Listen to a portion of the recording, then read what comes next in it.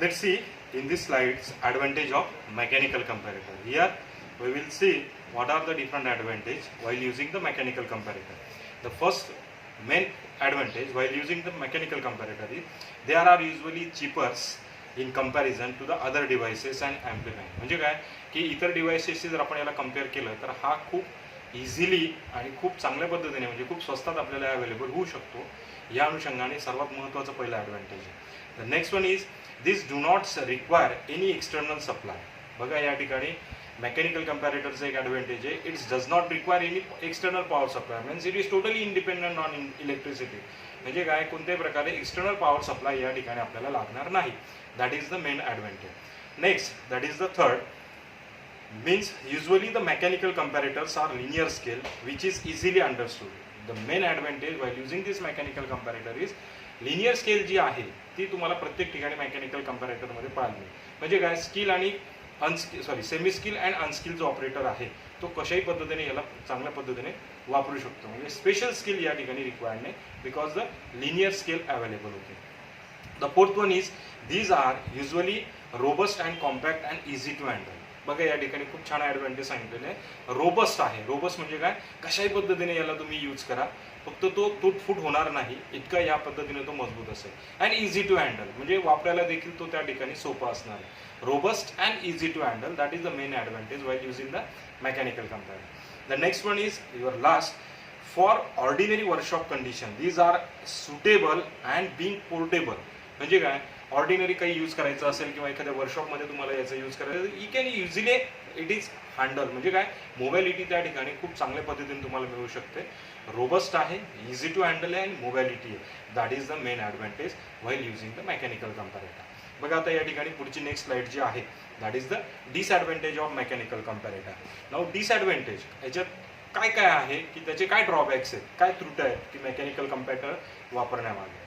पहिला जर डिसॲडव्हान्टेज पाहिला that is the mechanical comparator has got more moving parts than other types of mechanical comparator. मध्ये इतर कंपॅरेटरशी जर आपण तुलना केली तर याच्यात मुव्हिंग पार्ट्स जास्त असणार ऑब्विसली बिकॉज मेकॅनिकल कंपॅरेटर कशावर डिपेंड असतो gear, pinions, rack, there are the numbers of elements mechanical component असणार आहे. त्यामुळे तो जो मुव्हिंग पार्ट्स या ठिकाणी जास्त असणार. मग याचा इफेक्ट काय होणार आहे याच्याने फ्रिक्शन हे त्या ठिकाणी जास्त इंड्यूस होऊ शकतं आणि फ्रिक्शन झाल्यामुळे त्याचा परिणाम जो आहे तो ॲक्युरेसीवर होऊ शकतो. तेच आपण डिसॲडव्हान्टेज फर्स्टमध्ये पाहिलं. Then second one is any slacks in moving parts reduces the accuracy obviously. त्याच्यात जर स्लॅकनेस आला मुव्हिंग पार्ट्समध्ये तर तो ॲक्युरेसीकडे तो इफेक्ट किंवा इन्फ्लुएन्स त्या ठिकाणी होऊ शकतो. Next one is the mechanical has a more inertia this may cause the instrument to be sensitive. याचा जो इनर्शिया इफेक्ट आहे, इनर्शिया मी मागच्या वेळेस पण बोललो तुम्हाला. इनर्शिया म्हणजे काय, सपोज तुम्ही जर फॅन बंद केला तर लगेच फॅन बंद होईल का, नाही होणार.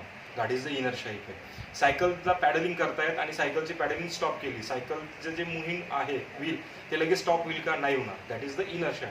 हे नंबर्स ऑफ मुव्हिंग पार्ट्स ज्यावेळेस तुम्ही पाहणार मुव्हिंग पार्ट्स आले की त्या ठिकाणी इनर्शिया इफेक्ट येतो आणि ह्या इनर्शिया इफेक्टमुळे काय होणार आहे त्याच्या सेन्सिटिव्हिटीवर तो इफेक्ट करणार आहे. म्हणजे काय जे इनपुट दिलं ते आउटपुट मिळालं पाहिजे तर याच्यावर त्याचा इफेक्ट होऊ शकतो. The next disadvantage the range of instrument is limited. Obviously तुम्हाला जर वेगवेगळ्या पद्धतीने आणि वेगवेगळ्या ठिकाणी त्याच्या रेंजेसला वापरायचं असेल म्हणजे वेगवेगळ्या पद्धतीने तुम्हाला आणखीन त्याचा उपयोग करून घ्यायचा असेल तर एवढ्या रेंजेस त्या ठिकाणी अवेलेबल होणार नाही. That is the main disadvantage. And last one is before due to the parallax error is possible. Errors due to the parallax is possible in the moving pointer because it moves over the fixed scale. जी काही fix scale असणार आहे बघा dial इंडिकेटरची असू देत otherwise ती sigma कंपॅरेटरची असू देत scale fix असणार आहे. पॉइंटर हा या ठिकाणी मूव्ह होणार आहे आणि तो त्या ऑपरेटरवर डिपेंड आहे की तो कसा पाहतोय. त्याने जर चुकीच्या पद्धतीने पाहत असेल, मी तुम्हाला म्हटलं पॅरालॅक्स एरर म्हणजे काय स्ट्रेट डायरेक्शनने तुम्हाला त्या ठिकाणी पाहणं आवश्यक आहे. जे काही रिडिंग्स आहे त्याच्यावर तुमचं परपेंडिक्युलर त्या ठिकाणी आईस कॉन्टॅक्ट होणं गरजेचं आहे. चुकीच्या पद्धतीने पाहिलं तर पॅरालॅक्स एरर येण्याची दाट शक्यता. That is the disadvantage while using the mechanical comparator. Next slide is advantages of pneumatic comparator. Let's see what are the advantages while using the pneumatic comparator. In pneumatic comparator, high magnification can be achieved. Means again it is very important. In the last lecture we are see what do you mean by magnification. Magnification is nothing but increasing the output signals many times and more times. म्हणजे काय, आपण जे magnification या ठिकाणी पाहणार आहे pneumatic कम्पॅरेटरचं, तर ह्या ठिकाणी खूप हायर मॅग्निफिकेशन्सला तुम्ही त्याला वापर करू शकता. म्हणून त्याचं एक महत्त्वाचं advantage that is the high magnification is achieve in the pneumatic comparator. Next one is advantage that is gauging members does not come in contact with the parts to be measured and hence no wear and tear takes place on gauging member of the workpiece. Very important. बघा, तुम्ही जर नीट observe केलं pneumatic कम्पॅरेटरचं, तो measuring jet आहे, तो measuring jet ज्यावेळेस तुम्ही वर्कपीसमध्ये insert करतात, तर वर्कपीसमध्ये इन्सर्ट केल्यानंतर त्याचा फिजिकल कॉन्टॅक्ट एकमेकांशी होत नाही. मग त्याच्याने मेन ॲडव्हान्टेज काय मिळते आपल्याला, no wear and tear is possible. Means if there is no physical contact between the measuring jet and workpiece then there is no wear and tear. म्हणजे काय, कोणत्याही प्रकारे फ्रिक्शन होत नाही, फ्रिक्शन नाही तर वियर नाही, तर त्यामुळे मटेरियल त्या ठिकाणी डिस्ट्रक्शन होण्याची त्या ठिकाणी संभावना जी आहे ती पूर्ण झिरो होऊन जाते. That is the main advantage while using the pneumatic comparator. Then next one is your the measuring is very small and does not cause any harm to the workpiece. Instead, it helps to clean the dust if present from the parts measured from the jet of air. बघा, या ठिकाणी दोन advantage एका common ठिकाणी त्यांनी cooperate केलेलं आहे की मेजरिंग इज व्हेरी स्मॉल. म्हणजे पटकन त्या ठिकाणी मेजरिंग जे करणार आहे तुम्ही ते अतिशय लहान प्रमाणात असतं and does not cause any harm. कोणत्याही प्रकारे मटेरियल जे आहे, जे वर्कपीस आहे, त्याला डिस्ट्रक्शन होणार नाही, त्याला तो डॅमेज करणार नाही. आणि त्याच्यासोबत एक थोडंसं नॉन टेक्निकल म्हणणार तरी चालेल की त्या वर्कपीसमध्ये जर काही डस्ट वगैरे पार्टिकल्स असतील, that dust particle you can remove with the help of that gauging head. त्या गेजिंग हेडमध्ये काय असणार आहे, इयर. बघा, तुम्ही सायकलमध्ये ज्यावेळेस हवा भरतात, तर हवा भरल्यानंतर त्या ठिकाणी इयर असते. तर कंप्रेसरची जी ट्यूब आहे, ती ट्यूब जर तुम्ही पाहिले तर तो व्यक्ती स्वतःचं क्लिनिंगसाठी सुद्धा यूज करू शकतो किंवा आजूबाजूला काही घाण असेल ती सुद्धा ते साफ होऊ शकते. That is the main advantage. Next one is your fourth number advantage is due to the very less numbers of moving parts the accuracy is high as there is very less friction and less inertia. बघा, मागच्या mechanical कम्पॅरेटरमध्ये आपण काय पाहिलं की mechanical comparator हा numbers of moving part पासून बनवलेला आहे. That's why it affects on the accuracy. But if you see the pneumatic comparator there are very less numbers of moving part. काय असणार आहे, एक एअर कंप्रेसर, तो काय करणार आहे, तो एअर कंप्रेसर फक्त एअर डिलिव्हर करण्याचं काम करणार आहे आणि गेजिंग हेडमध्ये ती एअर जाणार आहे. दुसरं काय, याच्यामध्ये काहीच नाही. म्हणून या ठिकाणी moving parts is very less. Moving part less असल्यामुळे याची ॲक्युरेसी ही खूप चांगल्या पद्धतीने मिळणार आहे. That is the main advantage of pneumatic comparator. Now the last is pneumatic comparator is best for determining the ovalness, taperness of the circular bore. If any circular parts which is manufacturing in the industry in a large scale in a mass production, at that times it's become necessary to check the taperness and their circularity or that ovalness etc. मग तो ओव्हलनेस आणि टेपरनेस जर check करायचा असेल आणि तो पण खूप हायर लेवलला चेक करायचा असेल, तर त्यावेळेस हा सर्वात चांगल्या पद्धतीने यूज करू शकतो आपण त्याचा टेपरनेस आणि त्याचा ओव्हलनेस चेक करण्यासाठी. That is the advantage of pneumatic comparator. Now the next slide is disadvantage of pneumatic comparator. मग आता याचे ड्रॉबॅक्स काय, न्यूमॅटिक कम्पॅरेटर जसं आपण ॲडव्हान्टेज पाहिलं तसं त्याची दुसरी एक साईड बघायची आपल्याला. काय, ती दुसरी साईड म्हणजे त्याचे ड्रॉबॅक. मग त्याचे ड्रॉबॅक्स काय, बघा त्याचे drawbacks. The disadvantage of pneumatic comparator. आता या डिसॲडव्हान्टेज जर पाहिलं की पहिला डिसॲडव्हान्टेज आहे different gauging heads are required for different dimension. बघा, नीट ऑब्झर्व करा तुम्ही न्यूमॅटिक कम्पॅरेटरकडे. मेजरिंग जेट जो आहे तो आपण कसा बनवलेला आहे, वर्कपीसच्या अनुषंगाने त्या मेजरिंग जेट बनवलेला आहे. मग एव्हरी टाइम तो वर्कपीस तसाच असेल का, नाही. समजा वर्कपीसचं डायमेन्शन चेंज झाला, वर्कपीसचा शेप चेंज झाला, साईज चेंज झाली, then you can made the measuring jet according to the workpiece.